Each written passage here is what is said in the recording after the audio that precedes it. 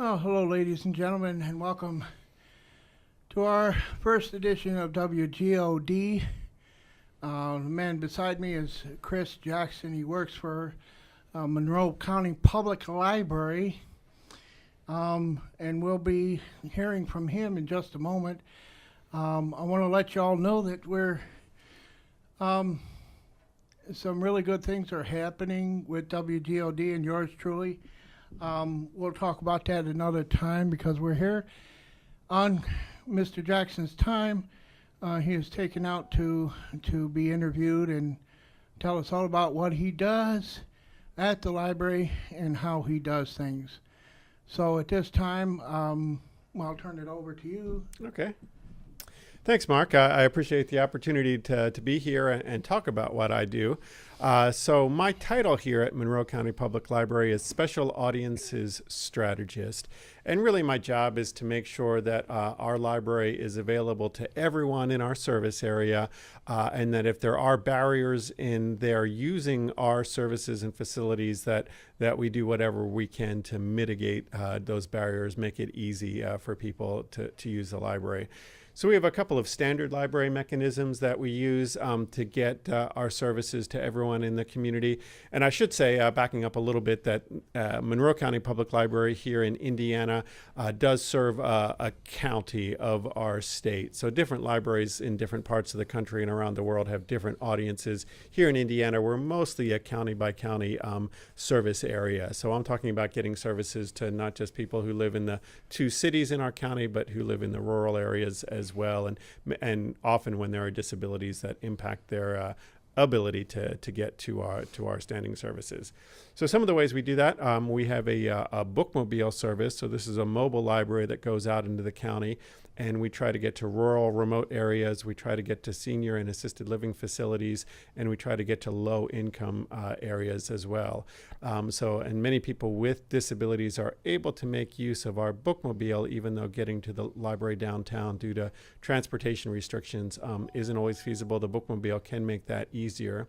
We also have a van service, sort of a mini bookmobile that goes to a number of assisted care facilities throughout the county where we serve a significant number of people with disabilities. For folks who are living on their own, we have a homebound service. So anybody in the county who can't get to the van, the bookmobile, or our two branches is eligible for a home delivery service. So we'll take library materials into the home of anybody in the county who needs the service, and we'll do that on a monthly basis. So those are our three main areas. There are some changes in the way library services are delivered throughout the world that also impact this. So we have online library services in terms of streaming and downloadable books and audiobooks and movies, and those can be very helpful. We also have, in addition to just downloading books, we have various education services that you can get to online, as well as interacting with our staff for reference questions or research that people are doing. So my job is really to make sure that those services are available. If somebody has trouble accessing them for whatever reason, I do what I can to make sure that that access is there for them. Okay. Well, well said, Chris. At this time, I have a few questions for you. Yeah. With persons with disabilities, now, how do we get to you? What kinds of things can you do for us?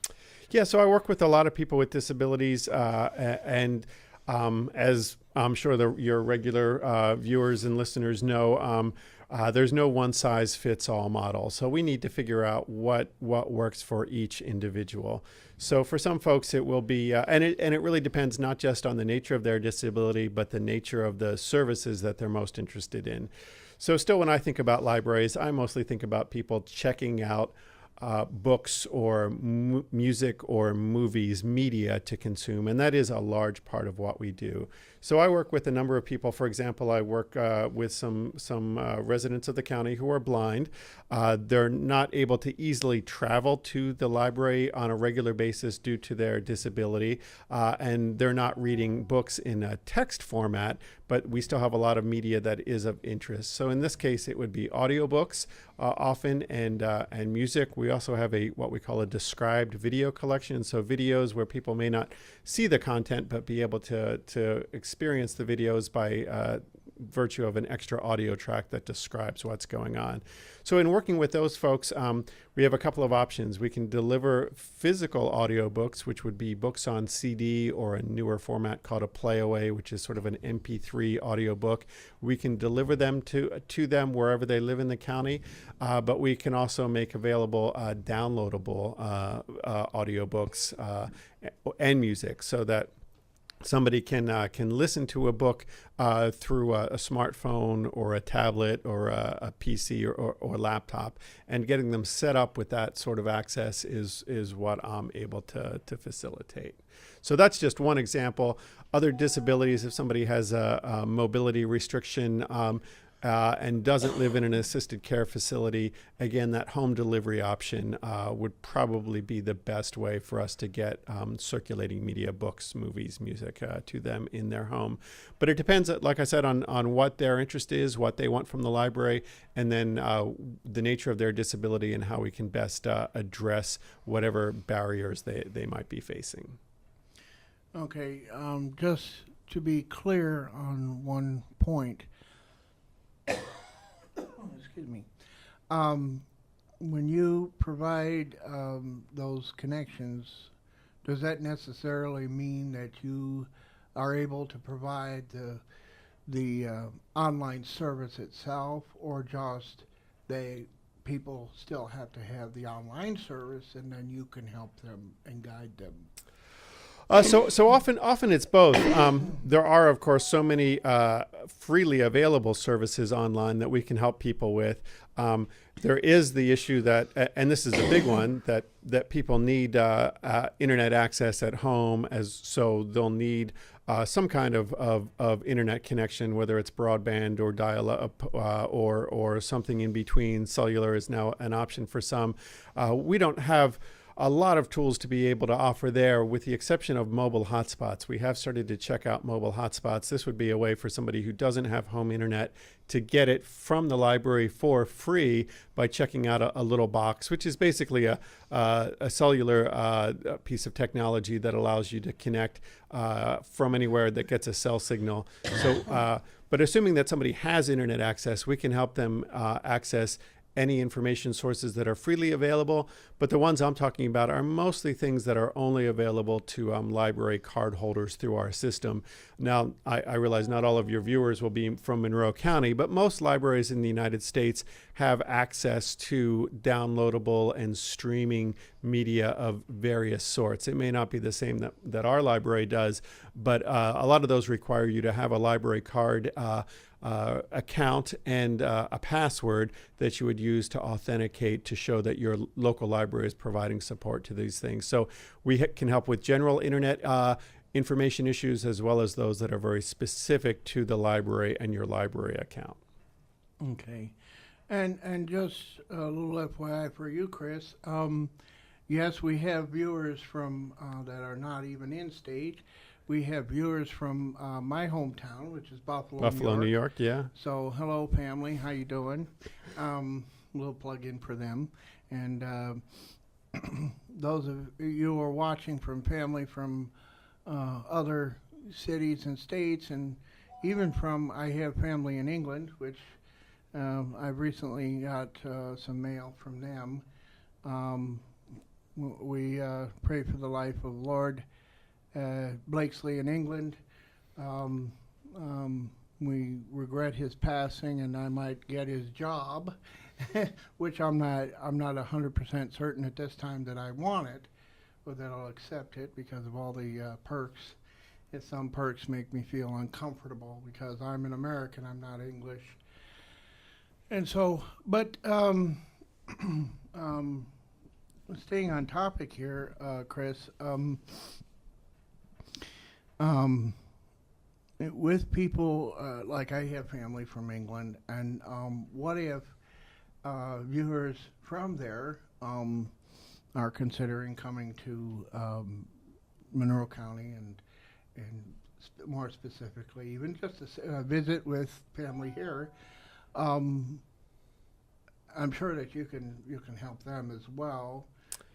Connect with services here at the library. We can, absolutely. So we do have services that we make available to anyone who walks through the doors of our building. So we offer free internet access, and people are able to use the materials in our collection when they're here in the building.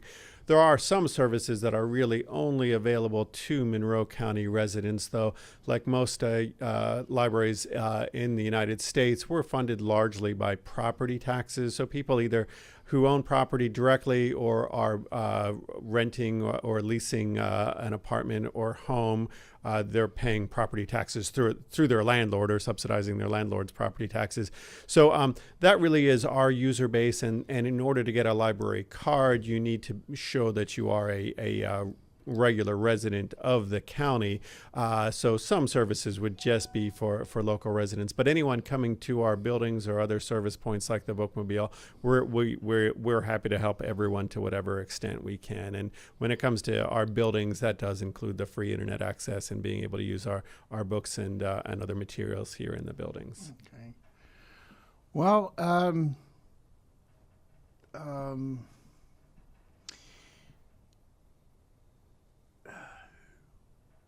I think our viewers have, a broad view of what you can do here, and why don't we let people know how to get a hold of the library? Sure. So our website for our library is mcpl.info. MCPL for Monroe County Public Library, and then .info to find out information about the library in general. If anyone wants to contact me specifically, I'm happy to give my email. It's cjackson, CJACKSON @mcpl.info. And while especially focused on the South Central Indiana area, libraries around the country and to some extent around the world do like to collaborate. So if there's library type services that people are interested in, I might be able to help with what might be available.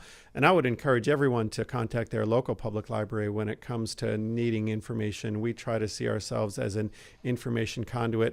Of course, this day and age, Google works wonderfully for finding a lot of information and other search tools too, but there are sometimes local resources or resources not freely available on the internet that librarians are especially good about putting people in touch with. For example, here locally, I work with a lot of people involved with disability rights and access issues, and I have a lot of local resources that I know of. I may not be able to help with an access issue outside the library, but even if I can't help directly, I may know somebody else who can.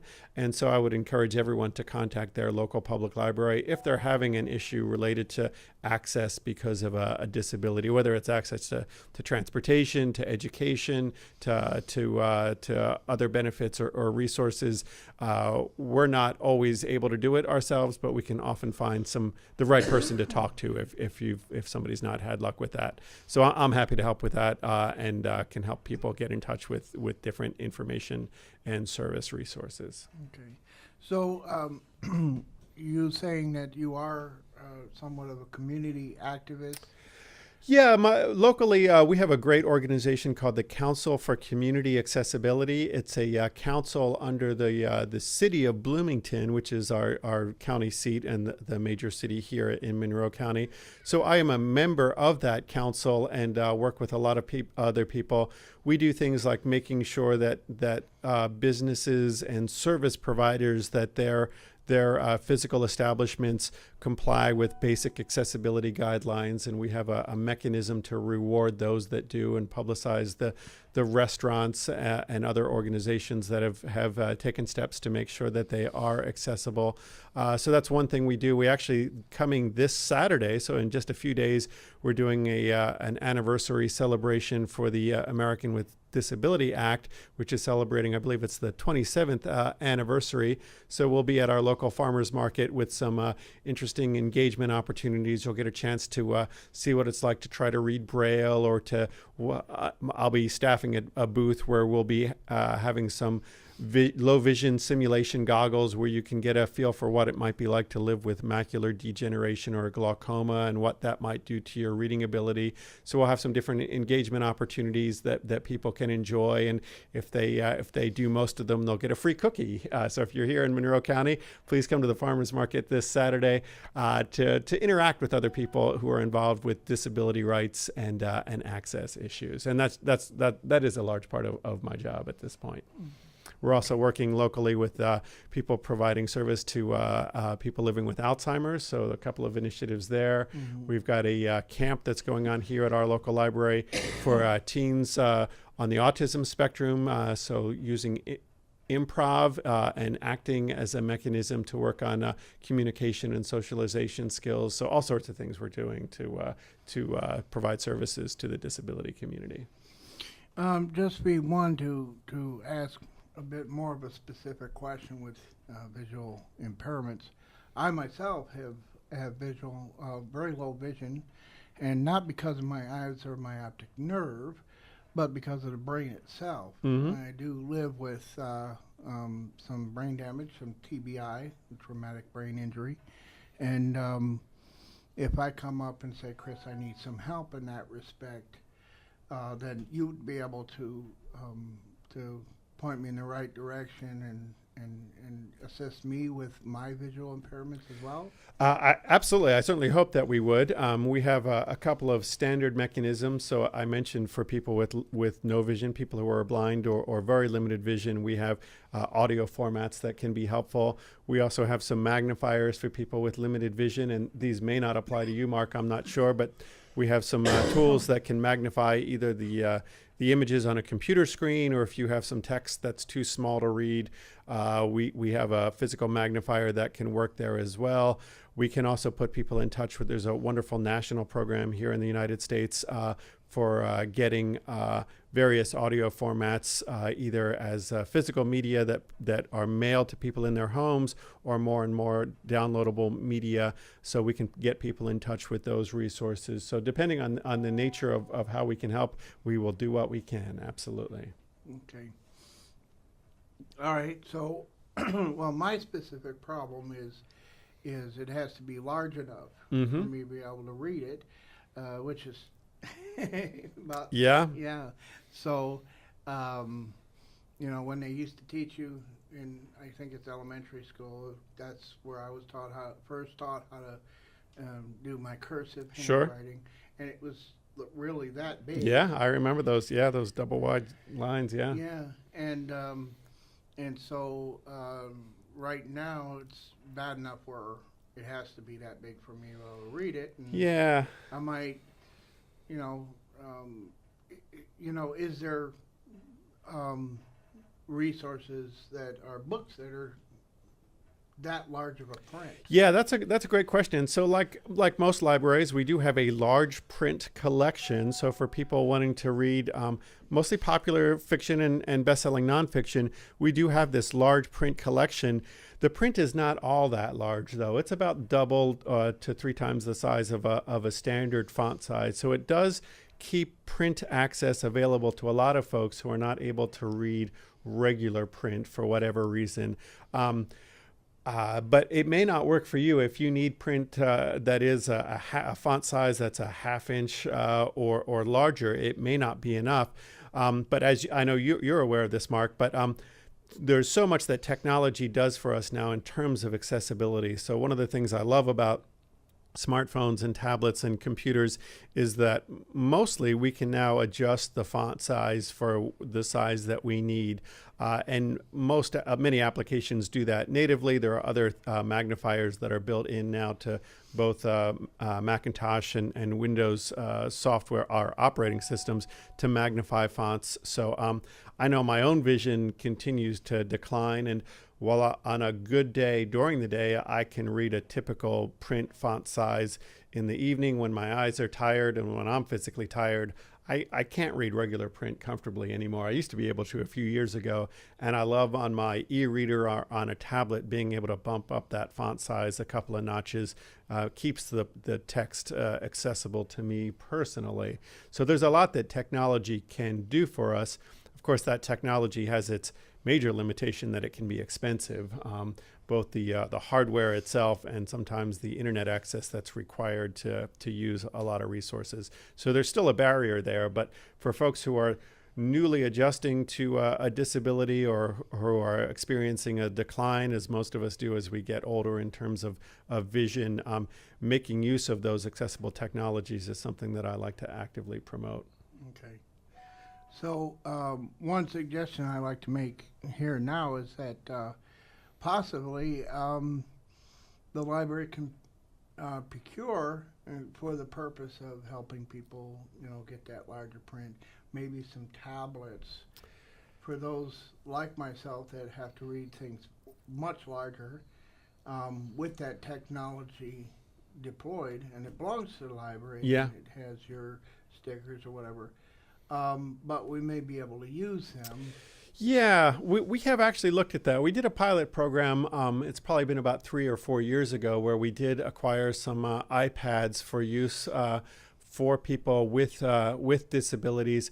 And to be honest, that pilot program didn't go all that well because we were loaning them the tablets to the individuals. They belong to the library, and as with everything that belongs to the library, we loan it out for free for a period of time. And our standard loan is 3 weeks. In this case, it was a longer period of time.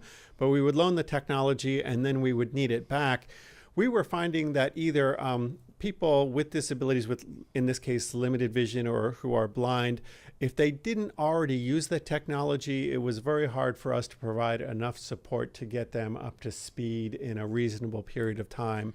Yeah. We were finding that unless they had their own device that they were working with, we were not able to provide as much support as they needed in terms of using it. So I would love to say that we would be able to get a tablet into the home of everybody who wanted one because of a disability, but we're not there in terms of funding for that sort of initiative.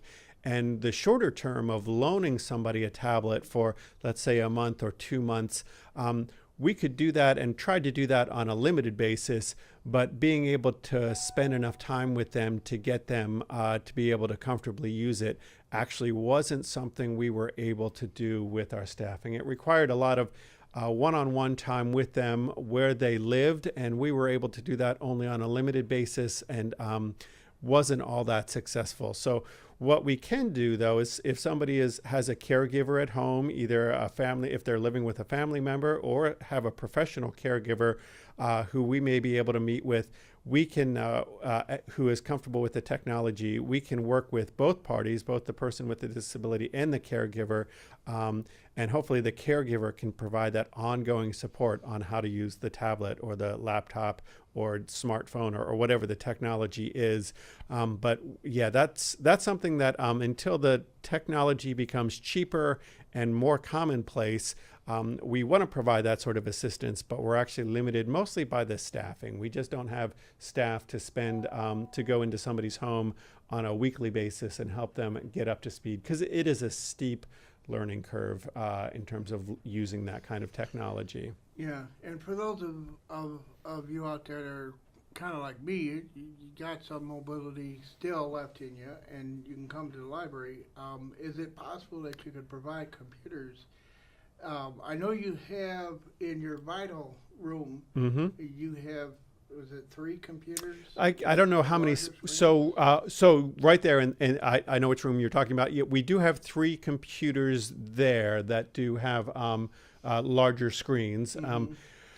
We have talked about, in terms of accessible computers, we've tried in the past to have a couple of computers that were specifically targeted to people with accessibility needs beyond the norm. We have since switched it to trying to get to focus on the accessibility features on all of the computers, so it doesn't matter which computer you sit at. I'm kind of going back and forth whether we want to make all computers as accessible as possible or have a few that are set aside for accessibility features. There are pros and cons to both systems. But right now we're focusing on getting access to the Microsoft Ease of Access Center. So that's Microsoft's built-in Windows accessibility suite. We have access to that on all of our machines throughout the library and can help folks use that. It's not a perfect solution, and I am contemplating bringing back one computer that would really focus on accessibility, but honestly I don't get that many requests for it. So for local Monroe County residents who are interested in accessibility here at the library, let me know what your needs are, because I need to make sure that I custom tailor something that works for people and that'll actually get use, so that we have a system that works for those people who would make use of it. Okay. So you know, if I come in one day and my eyes are bad, which my eyes fluctuate, because it's the brain that's affected, could I actually ask if available, even larger screen than what you have in Vital?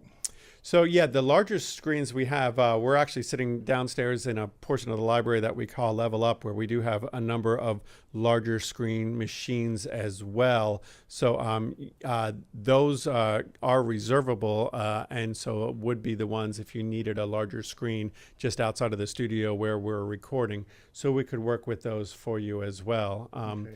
So usually the staff is saying you can only use these computers if you're, you know. Yeah, I know we've had some discussions along that, and I don't work in this part of the library that often. My understanding, and I may be wrong here, was that if you have a need for the machines down here, we can get you access. So I might need to research that a little bit, what our current policy is. The truth is, a lot of people want a larger screen for a lot of reasons, not just for accessibility issues. So making sure that one is available for a reason when somebody has a need for it, given that the screens are expensive and are always in high demand,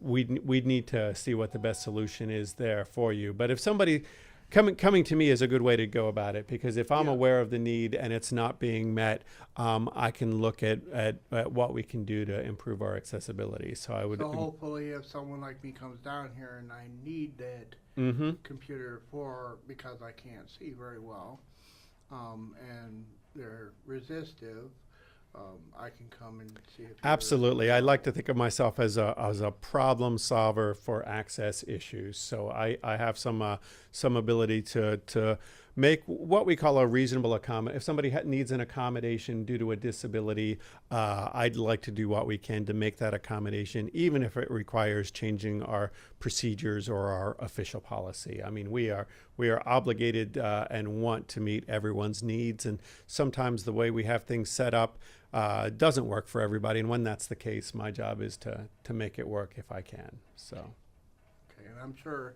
a lot of our viewers are going to appreciate that. Yeah, if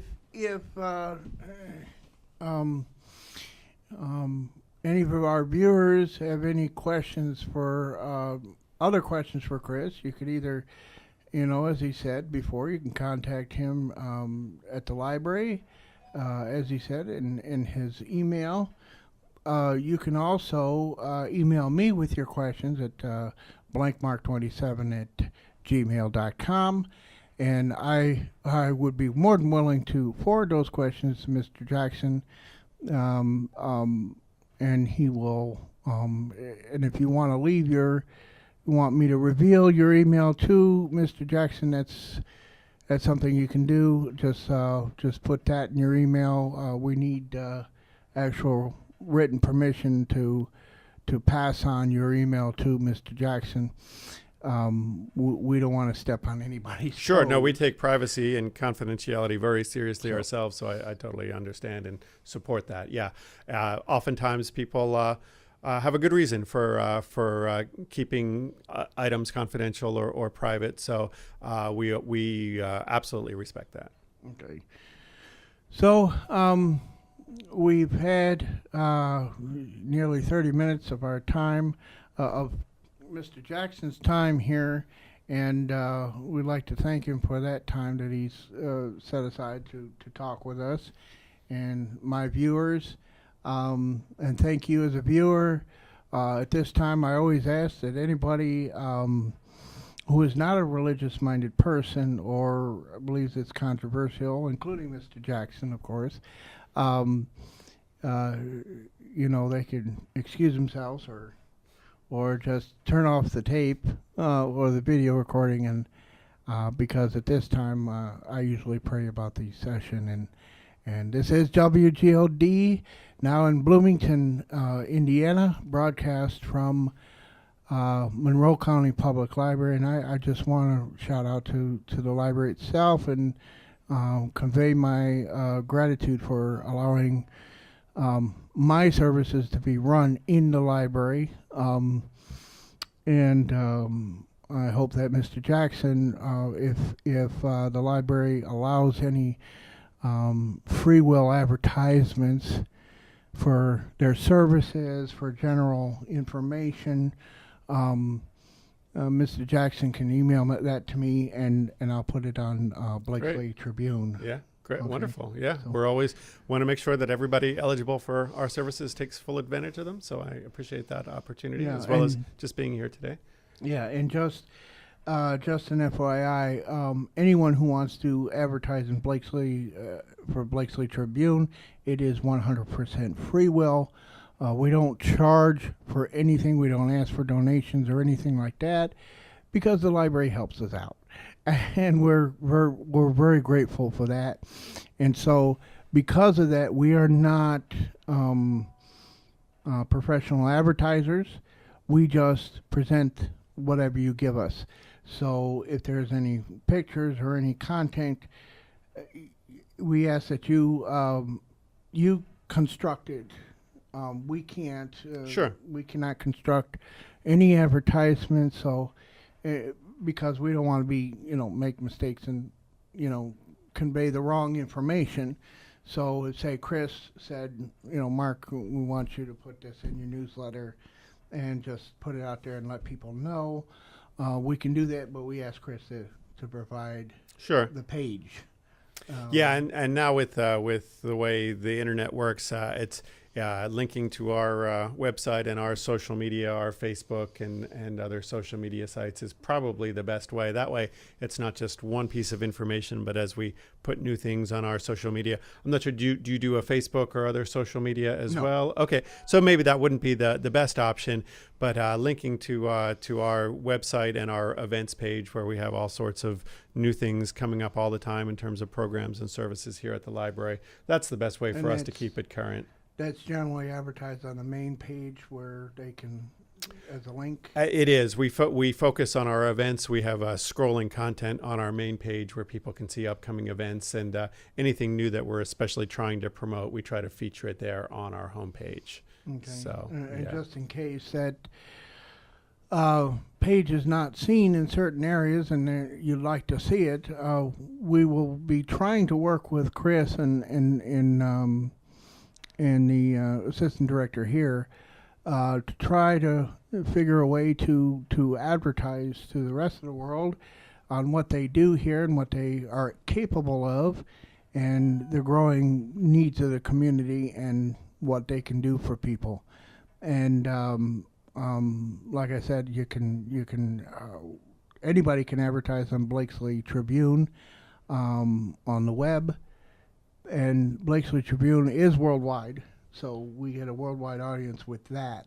With this, we're not sure if it's worldwide yet, but it is YouTube. Okay, yeah. And So we, probably we, is, we yeah. also want to put a plug there for them as well, and thank YouTube for allowing this service to be free. So I don't even pay to upload this video and other videos to YouTube or other audio content that we have for WGOD. So again, thank you, Chris, for your time, and we'll go ahead and pray. So those of you who are not religious at this time, you may want to just cut the video off, or we won't judge you. Father God in heaven, we thank you for this day. We thank the library at Monroe County Public Library and Chris Jackson for allowing his time to be spent here at WGOD. And we thank you for all the things that you have done and will do and are doing for each and every one of us. We thank you for the local churches that contribute their time and energy to various programs. We want to put a small plug in. If you need help, we thank the good Lord to allow people to call different agencies, and I'm sure that if you need specific help, librarians can you can just call them up and they can help you out and direct you to the right places to get you that assistance that you need. Thank you for this time, and we praise you for it. In Christ's name we pray. Amen.